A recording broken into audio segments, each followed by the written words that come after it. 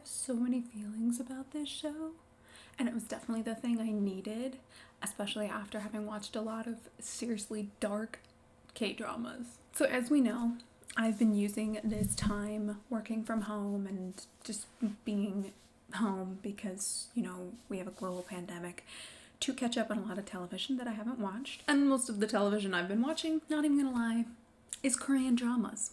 I love me a good K-drama, what can I say? And after watching a lot of things like Signal, Tunnel, Stranger, Voice, Black, like a lot of these very dark dramas, I needed something to kind of counterbalance that.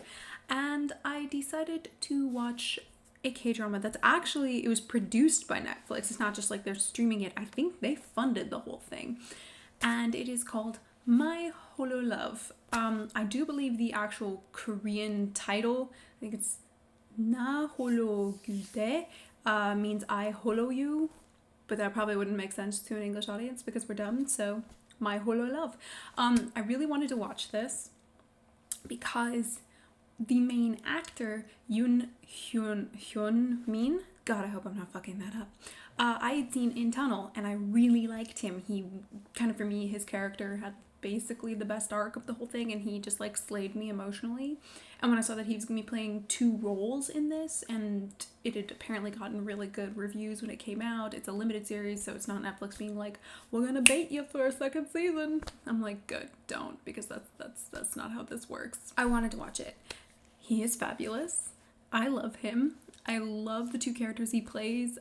He portrays Holo, the actual AI of the story, as well as its creator, Ko Nan-do. The basic premise of this story is that this AI, Holo, was invented by a guy named Ko Nan-do, and the prototype of Holo and how you can take Holo around with you, which is a pair of these like smart glasses, they call it the Holo glass, is almost stolen. It's a big case of corporate espionage and ends up in the hands of a young woman named Han So-yoon. And Han So-yoon is actually very interesting. She has face blindness. I'll put the medical term for it here. I can't remember it off the top of my head, but it is a thing where she just does not remember faces. They are kind of a blur to her. Everything else, is fine, but obviously this causes a great deal of struggle in her everyday life. She has told very few people about this. I mean, her parents know, I think her roommate knows, but almost nobody else really knows this.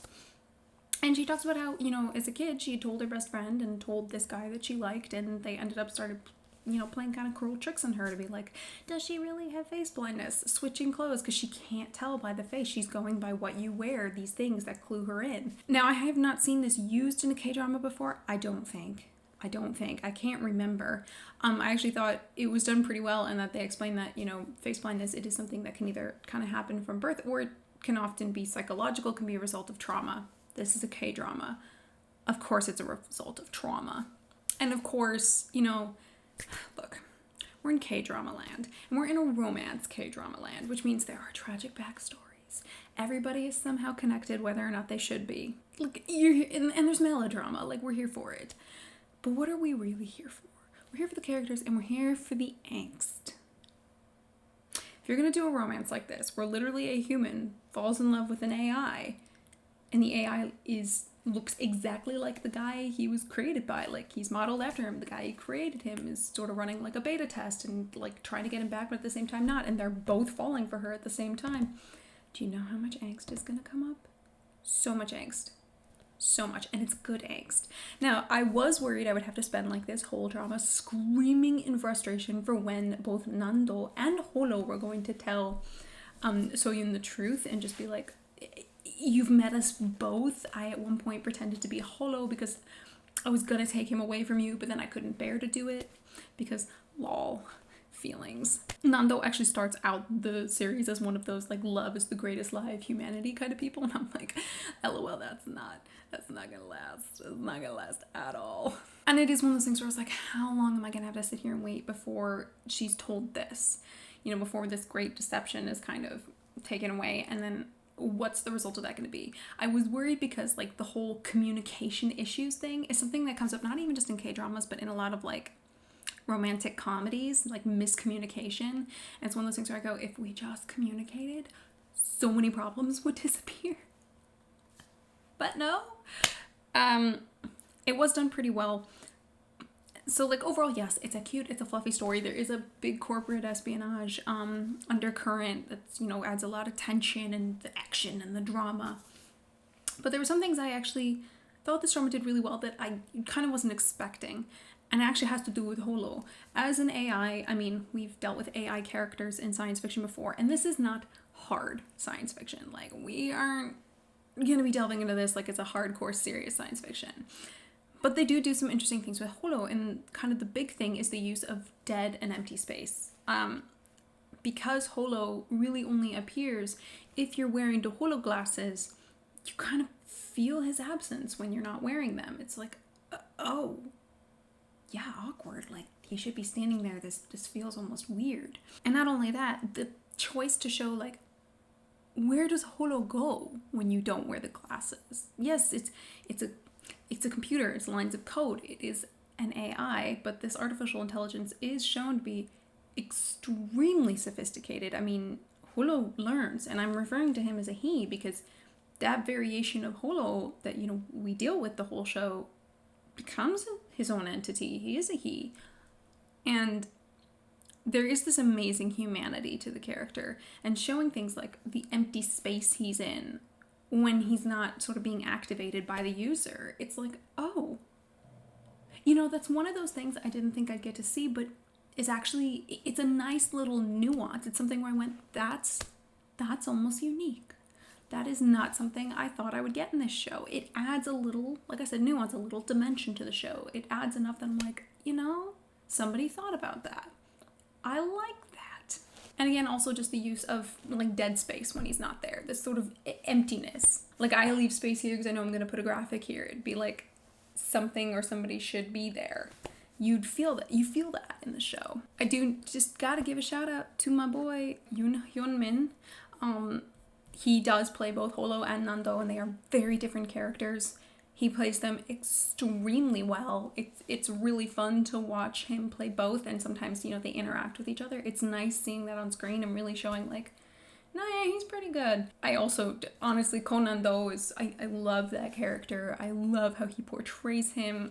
He is in some ways reminiscent of the character he played in Tunnel, in terms of, like, this going from cold to very emotional kind of thing. But again, it's a K-drama. There's lots of trauma that has happened. And so you kind of understand why he and many others in the show are psychologically damaged as they are, including Holo.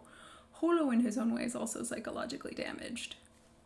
And I love how that's shown. I also just love this character. Like, he's a sweet child, a sweet bean, pure bean. Let me hold and protect.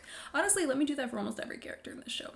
I think all of the characters, with kind of the exception of the ultimate villain, he's arguably the weakest link of the show, but he's sort of not as important. Like, he's there to be evil, and so that's fine. Like, he does his job, but all of the other characters are actually incredibly enjoyable.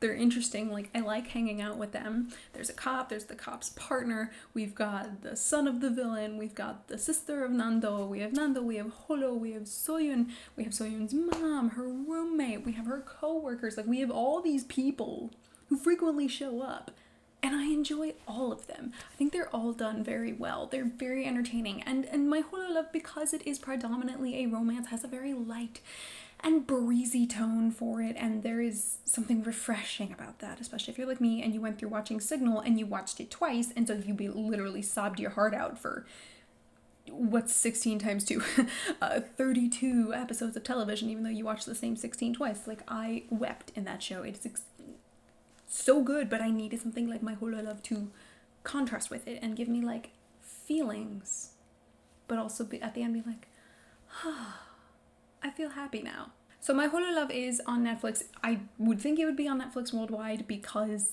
Netflix foot the bill for it. It's really cute. It's really fun. It's basically like, I was telling my boyfriend, I'm like, if Her wasn't pretentious, you get something close to the tone of my Holo love, because he mentioned Her as a comparative. Yoon Hyun Min does an amazing job as Holo and Nando. For me, that was really the highlight why I went into this show, why I wanted to watch it. You'll enjoy it. It's 12 episodes. It's a limited series, so no waiting for a sequel. Doesn't need one. It's just a cute story. Thanks for watching me ramble today. If you'd like to see more from me, go ahead and click that button with my face on it. It'll take you to my channel where I ramble about a whole lot of different things. Got some thoughts of your own? Go ahead and leave them down in the comments. And make sure that if you want to see more ramblings from me, you click that little subscribe button. That's it for me today, you guys, so until next time, cheers.